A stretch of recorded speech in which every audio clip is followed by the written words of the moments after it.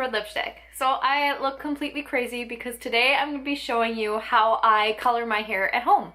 So it's super easy, but I thought that this might be helpful for people who have never colored their hair at home and are a little bit worried about maybe doing it for the first time. So I'm just going to show you guys what I do and let's get into it.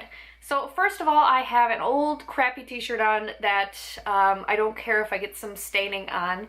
I am actually sitting on the floor when I film, so I am sitting on an old blanket. I've got a towel by me, and yeah. My hair right now is 2-day-old hair, meaning I washed it 2 days ago. It also has absolutely no product in it for these past 2 days. I made sure I didn't use any dry shampoo, no hairspray, nothing. The reason I do that is because you don't want to apply hair dye to too clean of hair, because sometimes, especially when you have hair like mine that's really thin and fine, it doesn't absorb very well when your hair is too clean. So you do want semi-dirty hair. You also want to make sure that there's no product in it, because sometimes that can cause an issue with the hair dye soaking into the hair properly. If you've got like too much hairspray in it, that crunchiness, it can really just make the hair dye just not adhere at all.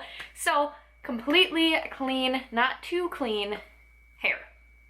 So right now my hair is up and like a disaster. Okay, so I've got that all down. As you can see, my hair is pretty, it's like red right now. It's like it's a lighter red. I went red for about 2 months and I just don't like the color that it is now. Originally it was a very nice, like deep, dark, vibrant red, and it was really pretty. You can see it a little bit in my DIY closet video. If you have watched that, how like dark and vibrant it was, but now it's kind of down to more of like a lighter ginger type of color, and I'm just not so into it with my pale skin. So I'm gonna go back to brunette today.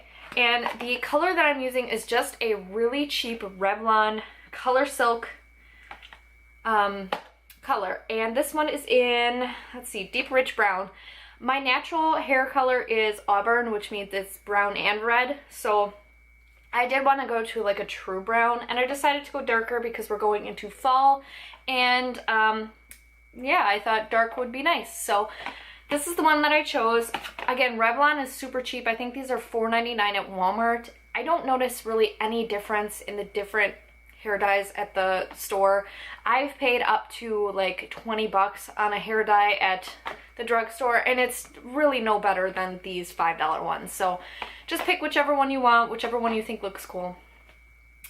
Because this is a darker hair dye, I do not need to bleach. So I won't be showing you a bleaching process today, but bleaching is relatively easy. I definitely recommend that you follow all the directions on the boxed color. If you're using bleach, only use the bleach that comes with a hair dye kit. Don't try to make your own at home. Hair bleach is totally different than home bleach.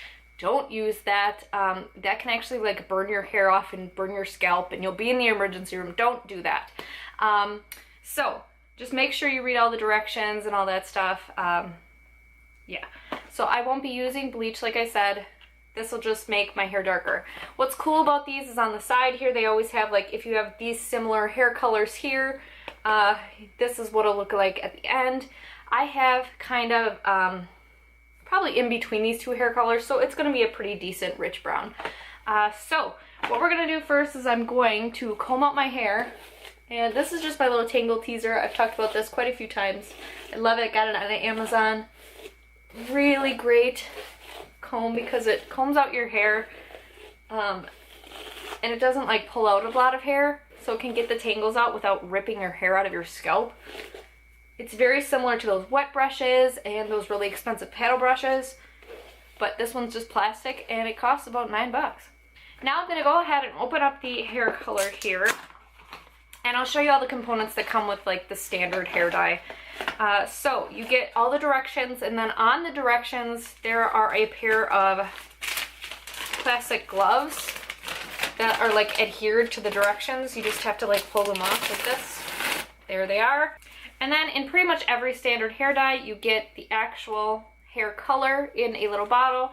You also get a squeezy thing which also has some product in it. And then you generally get a conditioner which you use afterwards. So we'll set that off to the side. So if you've never colored your hair at home before, you might want to do the patch test, which the directions always suggest.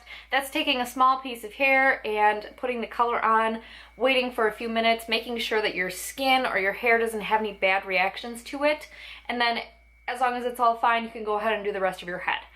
So I definitely recommend that if you've never done this before. So what you're supposed to do first is you're supposed to snip off the top of the little bottle here so that you can actually get the product out of the bottle.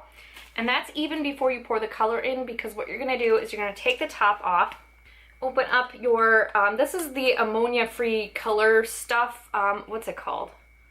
Ammonia-free colorant. So this is actually the hair dye color. You're going to pour it directly into this white bottle. And actually, I believe you're supposed to put the gloves on right now, so do that. All right, and then what you're going to do is you're going to put the cover back on the bottle. You're going to stick your finger over the top and you're going to shake it. Now it doesn't state a certain time that you're supposed to shake it for. It just says shake vigorously until the mixture is mixed together. I usually like to do it for about a minute just to make sure it's all combined. Alright, so now before applying the color to my hair, I like to section off my hair. I start with the bottom first and then do the top last. Your roots generally need the least amount of time to be colored, so I just kind of do the top area last. So what I'm going to do is I'm going to section off my hair. Just kind of pull this top section up, twist it around, and then apply a butterfly clip just to hold it into place. And then I'm going to clip back this because that's always in the way. And then I've got my bottom section here that I can start with. Again, like I said, I have very fine, thin hair, so this will not take me long to do. I'm just going to go ahead. What I like to do is I apply the hair dye like this, just onto my hair first, and then use the gloves to rub it in. And you like to make sure everything, you're going to want to make sure everything is completely saturated with hair color so that you don't miss any spots. Now, if you're a little bit messy as far as anything, I am pretty messy, you can actually apply Vaseline around your forehead and around your ears and stuff, so if you get any hair dye on your face, it won't stain. I just don't really love the feeling of Vaseline, so I tend to omit that step. And then I should note that if you do have extremely long hair, you might need more than one box of color. Even though I have really thin hair, I have very long hair and I have a lot of hair. So sometimes I don't actually have enough hair color in one box. So I definitely recommend it if you have a lot more hair than I do to get 2 boxes.